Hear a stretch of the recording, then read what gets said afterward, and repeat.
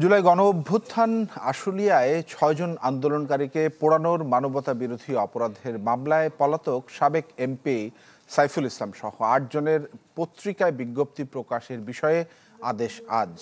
বিচারপতি নজরুল ইসলাম চৌধুরীর নেতৃত্বাধীন ৩ সদস্যের ট্রাইব্যুনালে আজ এই বিষয়ে শুনানি হবার কথা রয়েছে। এর আগে সকালে এই ঘটনায় জড়িত সাবেক পুলিশ কর্মকর্তা আবদুল্লাহ হিল কাফি, শহীদুল ইসলাম সহ ৮ আসামিকে ট্রাইব্যুনালে হাজির করা হয়।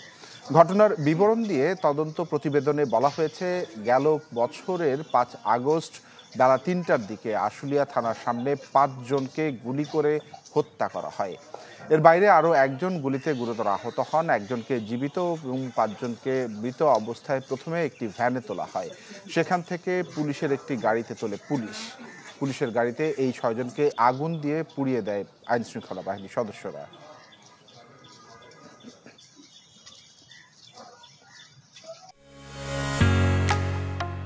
ঢালাইয়ের সেরা প্রিমিয়ার সিমেন্ট।